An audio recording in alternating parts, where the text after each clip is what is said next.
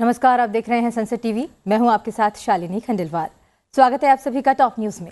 दिखाएंगे आपको देश दुनिया की तमाम बड़ी खबरें, आर्थिक जगत और खेल जगत के समाचार भी। आइए शुरुआत करते हैं हेडलाइंस के साथ। बजट के बाद राष्ट्रपति के अभिभाषण पर लोकसभा और राज्यसभा में धन्यवाद प्रस्ताव पर चर्चा। 7 फरवरी को प्रधानमंत्री नरेंद्र मोदी प्रस्ताव पर हुई चर्चा का देंगे जवाब।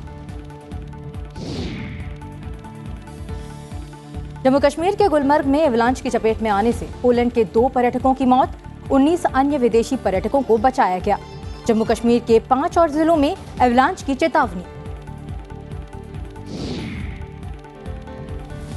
अमेरिका के विदेश मंत्री एंटनी ब्लिंकन ने भारत के राष्ट्रीय सुरक्षा सलाहकार अजीत डोभाल से की मुलाकात। कहा, अमेरिका वैश्विक चुनौतियों से निपटने के लिए भारत के साथ अपने सहयोग का कर रहा विस्तार।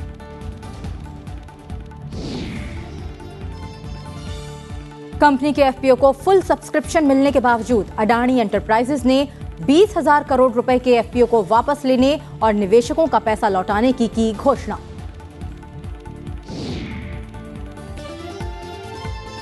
और टीम इंडिया ने अंतिम टी20 में न्यूजीलैंड को 168 रन से हराकर टी20 इतिहास की अपनी सबसे बड़ी जीत दर्ज की। सीरीज को भी 2-1 से किया अपने नाम।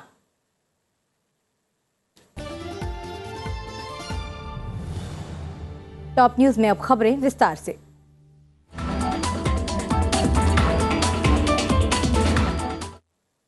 बजट के बाद आज संसद के दोनों सदनों में राष्ट्रपति के अभिभाषण पर धन्यवाद प्रस्ताव पर चर्चा की शुरुआत होगी।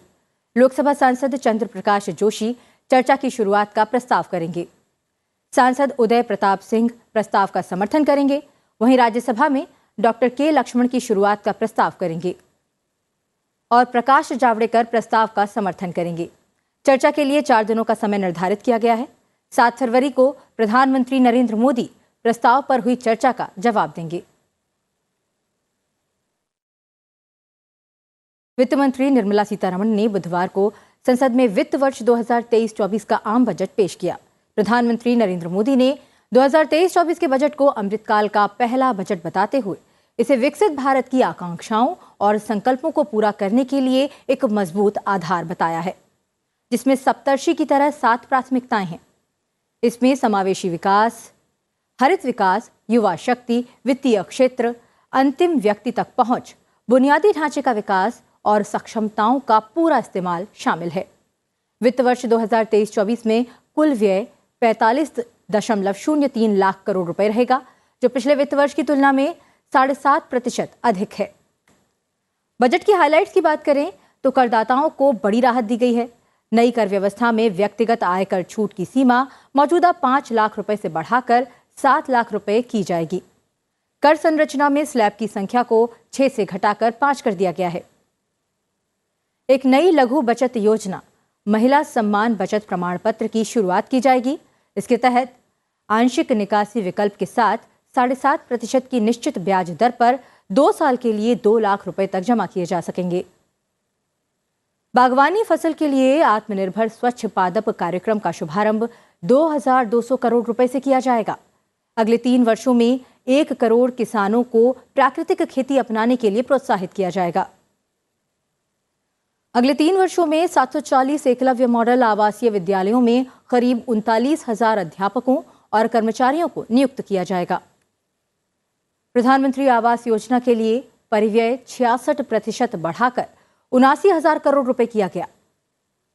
वहीं गोवर्धन योजना के तहत 10,000 करोड़ रुपए के कुल निवेश के साथ 500 नए अपशिष्ट से आमदनी संयंत्र स्थापित किए जाएंगे।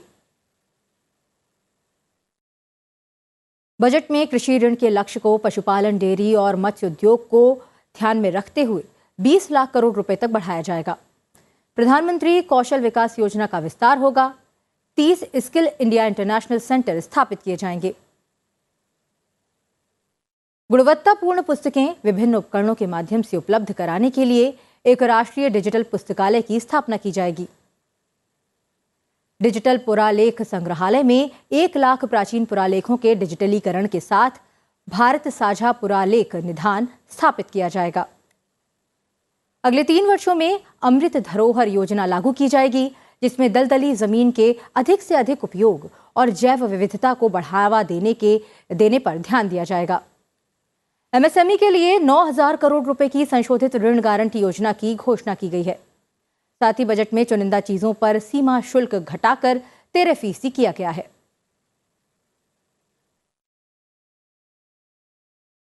बैंकिंग सेक्टर के लिए सरकार की एक नई योजना भी लाई जाएगी। इसमें कंपनी एक्ट के तहत प्रोसेसिंग सेंटर बनेंगे। अमेरिका के विदेश मंत्री एंटनी ब्लिंकन ने भारत के राष्ट्रीय सुरक्षा सलाहकार अजीत डोभाल से मुलाकात की। अजीत डोभाल 30 जनवरी को अपनी आधिकारिक यात्रा पर वॉशिंगटन पहुंचे थे। उनके साथ भारत के वरिष्ठ सरकारी अधिकारी और नेता भी उपस्थित रहे। अमेरिका के विदेश मंत्री एंटनी ब्लिंकन ने भारत के राष्ट्रीय सुरक्षा सलाहकार अजीत डोभाल से मुलाकात के बाद कहा कि अमेरिका वैश्विक चुनौतियों से निपटने के लिए भारत के साथ अपने सहयोग का विस्तार कर रहा है। G20 रोजगार कार्य समूह की पहली बैठक आज से 4 फरवरी तक राजस्थान के जोधपुर में होगी। इस 3 दिवसीय बैठक में स्पेन, नीदरलैंड्स और सिंगापुर समेत अन्य अतिथि देशों के प्रतिनिधि भाग लेंगे। बैठक में वैश्विक कौशल अंतर, सामाजिक सुरक्षा की रक्षा और उसके लिए भरोसेमंद वित्तीय मदद पर चर्चा की जाएगी। सभी की मजबूत, स्थायी, संतुलित और रोजगार समृद्ध वृद्धि के लिए श्रम, रोजगार और अन्य सामाजिक मुद्दों पर बात करने को लेकर रोजगार कार्य समूह अनिवार्य है। वहीं G20 sustainable financial working group की 2 दिवसीय बैठक आज से गुवाहाटी में शुरू होने जा रही है। इस बैठक में G20 के सदस्य देशों, अतिथि देशों, विभिन्न अंतर्राष्ट्रीय संगठनों के 94 प्रतिनिधि और केंद्र सरकार के अधिकारी शामिल होंगे। मुख्यमंत्री हेमंत बिस्वा शर्मा ने प्रतिनिधियों का स्वागत करने के लिए लोकप्रिय गोपीनाथ बोरदोलोई अंतर्राष्ट्रीय हवाई अड्डे पर एक पारंपरिक संगीत प्रस्तुति की वीडियो ट्विटर पर साझा की।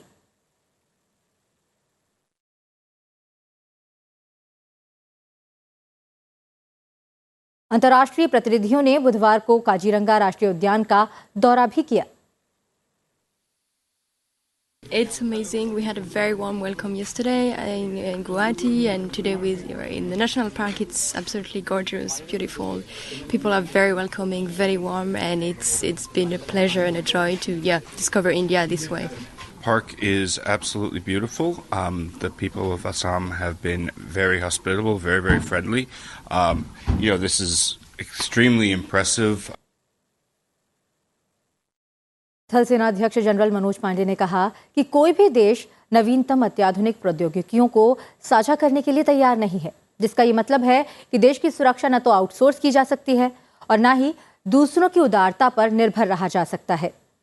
जनरल पांडे ने महाराष्ट्र के पुणे शहर में आर्मी इंस्टीट्यूट ऑफ टेक्नोलॉजी के स्थापना दिवस के मौके पर संबोधित करते हुए कहा कि रूस यूक्रेन संघर्ष से कुछ प्रमुख तथ्य सामने आए हैं।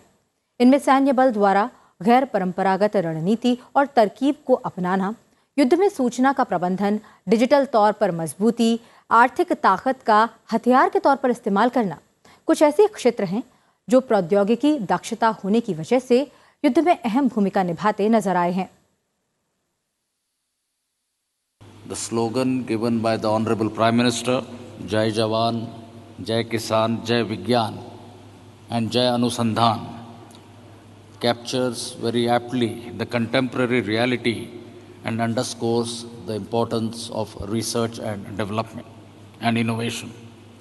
The ongoing Russia-Ukraine conflict has brought to fore certain key facets such as the impact of asymmetric warfare, the potential of information warfare, digital resilience, weaponization of economic mechanisms, communication redundancy, space-based systems, and many more, all driven by position of technological prowess. Jammu Kashmir के गुलमर्ग में हिमस्खलन की चपेट में आने से Poland के 2 पर्यटकों की मौत हो गई। वहीं 19 विदेशी पर्यटकों को बचा लिया गया है। स्कीइंग कर रहे विदेशी और स्थानीय पर्यटक ढलान पर थे कि अचानक हिमस्खलन की चपेट में आ गए। पोलैंड के 2 नागरिकों के शव बरामद कर लिए गए हैं। बारामूला जिले में बचाव अभियान जारी है। पुलिस दल इस अभियान में लगा हुआ है।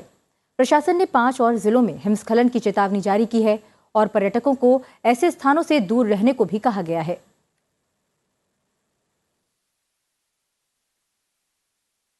अयोध्या के राम मंदिर में इस्तेमाल होने वाले 2 शालिग्राम पत्थर राम की नगरी अयोध्या पहुंच चुके हैं। बता दें कि इन शालिग्राम शिलाओं से भगवान राम की मूर्ति बनाई जाएगी।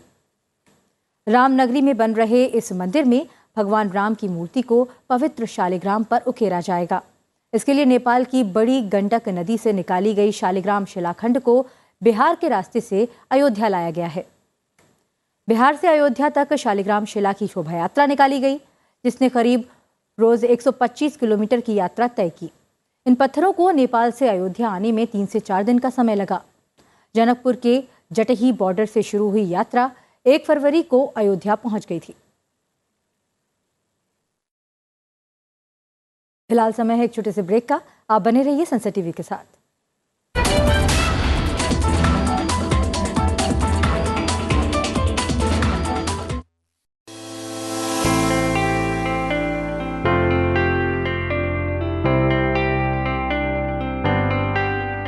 देश की संसद में कानून बनाने की प्रक्रिया में संकल्प यानी रेजोल्यूशंस बेहद अहम होते हैं। जनहित से जुड़े मुद्दों पर सरकार का ध्यान खींचने के लिए संसद में संकल्प लाया जाता है। एक संकल्प सदन की आम राय को दिखाता है। खास बात यह है, किसी प्रस्तावित संकल्प को सदन की अनुमति के बिना वापस नहीं लिया जा सकता है। इस पर चर्चा लोकसभा के नियम 184 के तहत सदन के अध्यक्ष की सहमति से होती है। आमतौर पर एक प्रस्ताव मौखिक रूप से पेश किया जा सकता है, लेकिन संकल्प हमेशा लिखित रूप में दर्ज किया जाता है। देश हित में किसी जरूरी मामले पर सदन में लाया गया अधिनियम यानी बिल संसद में पास होने और राष्ट्रपति की मंजूरी मिलने के बाद कानून के रूप में जाना जाता है।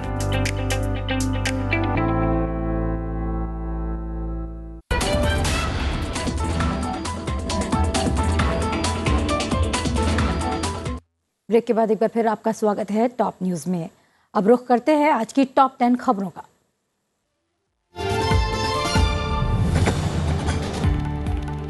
प्रधानमंत्री नरेंद्र मोदी 3 फरवरी को वीडियो कॉन्फ्रेंसिंग के जरिए असम के बारपेटा में विश्व शांति के लिए आयोजित कृष्ण गुरु एक नाम अखंड कीर्तन में भाग लेंगे।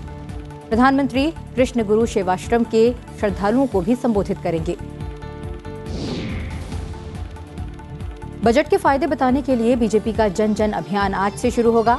मुख्यमंत्री, प्रदेश अध्यक्ष, नेता प्रतिपक्ष अपने अपने राज्यों में बजट की खूबियां बताएंगे और ये अभियान 12 फरवरी तक चलेगा। त्रिपुरा विधानसभा चुनाव के लिए नामांकन भरने और नाम वापसी लेने की आज आखिरी तारीख है। 60 विधानसभा सीटों वाले त्रिपुरा में नामांकन की तारीख 30 जनवरी, नॉमिनेशन में प्रत्याशियों की ओर से दी गई जानकारी की जांच के लिए 31 जनवरी तारीख तय थी। वहीं वोटिंग 16 फरवरी को होगी और नतीजे 2 मार्च को आएंगे। नागालैंड विधानसभा चुनाव के तहत प्रवर्तन एजेंसी ने शराब, ड्रग्स और नगद राशि पकड़ी है, जिसकी कुल कीमत 20 करोड़ रुपए से ज्यादा है। साल 2020 में उत्तर पूर्वी दिल्ली में हुए दंगों के मामले में दिल्ली उच्च न्यायालय आज सुनवाई करेगा। इस मामले में 2 याचिकाएं दायर की गई थी, जिसमें हेट स्पीच के लिए राजनीतिक दलों पर भी सवाल उठाए गए हैं। पुणे फिल्म फाउंडेशन और महाराष्ट्र सरकार के संयुक्त तत्वावधान में पुणे अंतर्राष्ट्रीय फिल्म उत्सव की शुरुआत आज शाम 5:30 बजे ललित सकल कलाघर, मुकुंद नगर स्थित थिएटर एकेडमी में की जाएगी। गुजरात के मोरबी पुल हादसे में ओरेवा समूह के मैनेजिंग डायरेक्टर जयसुख पटेल 7 दिन की न्यायिक हिरासत में भेजे गए। दिल्ली के उपराज्यपाल वीके सक्सेना ने 6 फरवरी को दिल्ली नगर निगम के महापौर चुनाव और सदन की बैठक बुलाने के आदेश जारी कर दिए हैं। जानकारी के अनुसार उपराज्यपाल ने 6 फरवरी को सदन की बैठक बुलाने का आदेश दिया है। इस संबंध में मौखिक तौर पर जानकारी मिलने के बाद एमसीडी ने सदन की बैठक की तैयारी शुरू कर दी है। पंजाब के राज्यपाल बनवारी लाल पुरोहित ने पंजाब में नशे की लत की स्थिति पर चिंता जताई है। राज्यपाल ने आप सरकार को नशे की स्थिति से निपटने के लिए केंद्र सरकार से सहायता लेने की सलाह दी है। पंजाब के स्कूलों में भी छात्र नशे की लत के शिकार हो रहे हैं, जिसको लेकर राज्यपाल ने चिंता जाहिर की है। और जम्मू कश्मीर पुलिस ने लश्कर ए तैयबा के 3 आतंकियों को गिरफ्तार किया है। ये आतंकी भीड़ वाले इलाके में विस्फोट करने की फिराक में थे।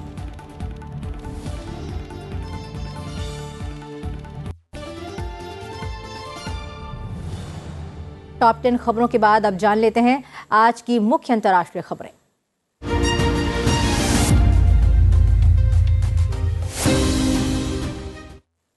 रूस यूक्रेन के लुहांस्क क्षेत्र में अपनी सैन्य शक्ति बढ़ा रहा है। आने वाले सप्ताहों में रूस का हमला शुरू होने के 1 साल पूरा होने के मौके पर यूक्रेन रूस के इस कदम को पूर्वी क्षेत्र में हमले की तैयारी के रूप में देख रहा है। लुहांस्क के गवर्नर सेरही हैदई ने कहा कि रूसी सेना अपने कब्जे वाले हिस्सों के पास घरों से स्थानीय लोगों को निकाल रही है ताकि वे यूक्रेन के आयुध भंडारों में रूसी सैनिकों की तैनाती के बारे में सूचना नहीं दे सकें। हैदई ने कहा, इस क्षेत्र में रूसी सैनिकों को सक्रियता के साथ भेजा जा रहा है और वे निश्चित रूप से फरवरी में पूर्वी भाग में किसी बड़ी तैयारी के साथ जा रहे हैं। आगामी 24 फरवरी को यूक्रेन पर रूस के हमलों की शुरुआत को 1 साल पूरा हो जाएगा।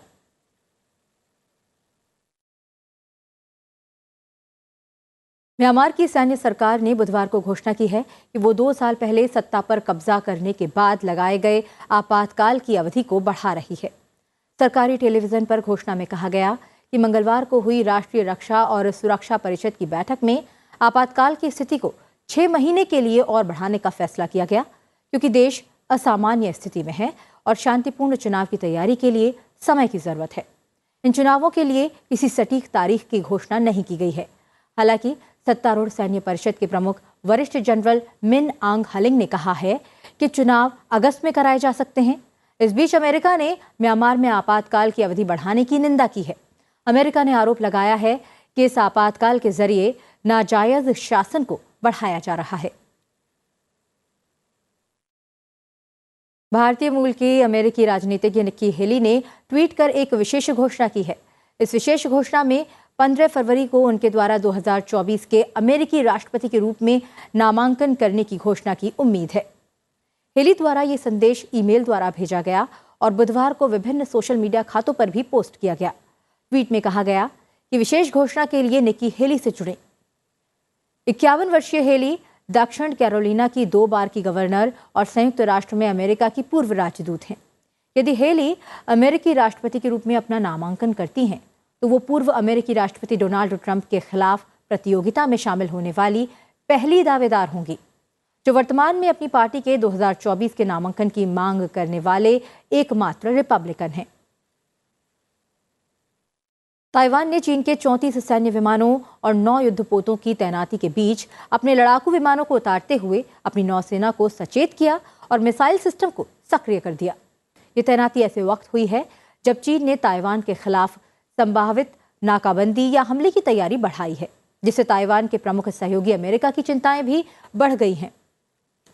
पिछले साल अगस्त में पेलोसी की यात्रा पर आपत्ति जताते हुए चीन ने ताइवान के आसपास युद्धाभ्यास किया था और मिसाइल दागी थी। अमेरिकी राष्ट्रपति के निजी वकील ने कहा कि एफबीआई ने गोपनीय दस्तावेजों से संबंधित अपनी जांच के तहत बुधवार को जो बाइडेन के डेलवेयर स्थित घर की तलाशी ली। ये तलाशी 20 जनवरी को उनके विल्मिंगटन डेलवेयर आवास की 13 घंटे तक हुई छानबीन के बाद ली गई। पहले की तलाशी में राष्ट्रपति के आवास से कुछ अतिरिक्त गोपनीय दस्तावेज मिले थे। बाइडेन के वकील बॉब बोयर ने कहा कि राष्ट्रपति ने जांच के तहत स्वेच्छा से न्याय विभाग को अपने आवासों की तलाशी लेने को कहा है। बाइडेन के आवास और कार्यालय से कई गोपनीय दस्तावेज मिले हैं, जिनके बारे में कहा जाता है कि ये उस समय के हैं जब बाइडेन उपराष्ट्रपति थे। अंतर्राष्ट्रीय खबरों के बाद अब नजर डालते हैं आर्थिक जगत की खबरों पर।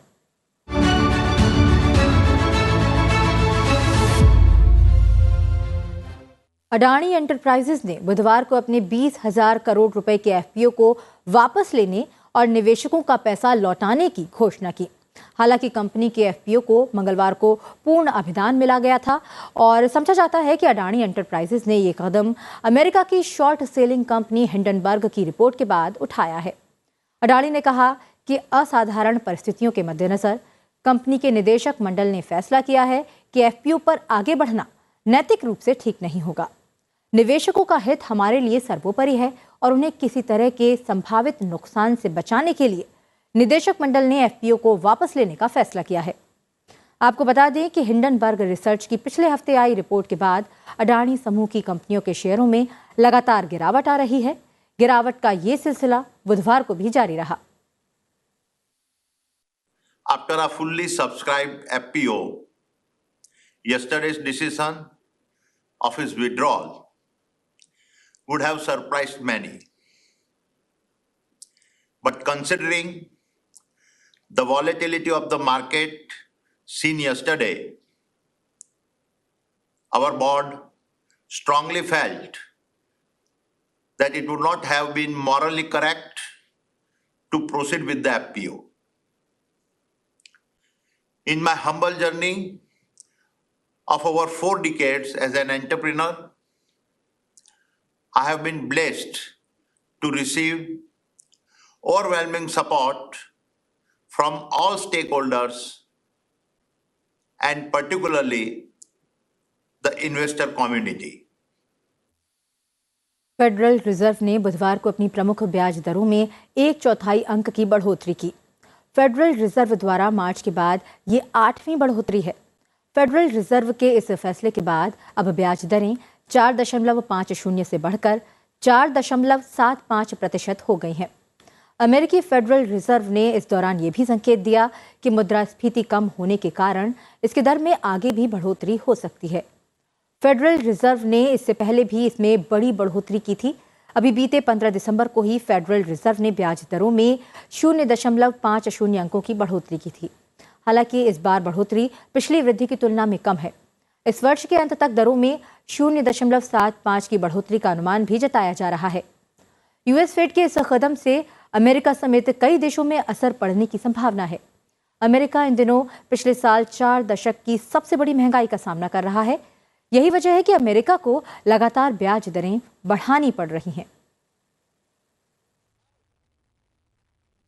और अब बात खेल जगत से आने वाली बड़ी खबर की।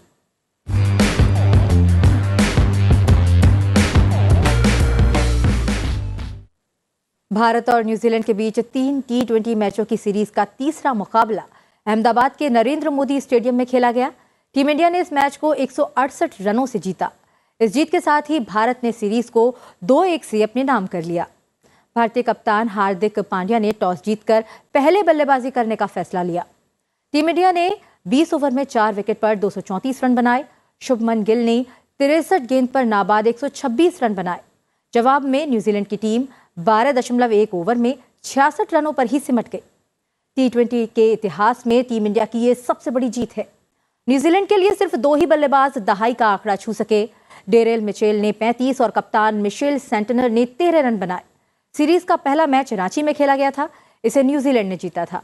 उसके बाद भारत ने लगातार 2 मैचों को जीतकर सीरीज अपने नाम कर ली। नाबाद शतक बनाने वाले शुभमन गिल को मैन ऑफ द मैच और सीरीज में शानदार प्रदर्शन करने वाले कप्तान हार्दिक पांड्या को मैन ऑफ द सीरीज से नवाजा गया।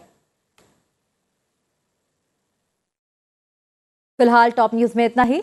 जाते जाते आपको छोड़ जाते हैं आज के दिन यानी 2 फरवरी से जुड़े इतिहास के साथ। आप देखते रहिए सनसेट टीवी। मुझे दीजिए आज्ञा। नमस्कार। 2 फरवरी साल 1889 को राजकुमारी अमृत कौर आहलूवालिया का जन्म उत्तर प्रदेश के लखनऊ में हुआ। अमृत कौर भारत की एक प्रख्यात गांधीवादी, स्वतंत्रता सेनानी और एक सामाजिक कार्यकर्ता थीं।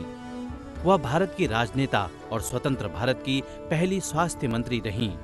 अमृत कौर महात्मा गांधी की अनुयायी और लंबे समय तक उनकी सचिव रहीं।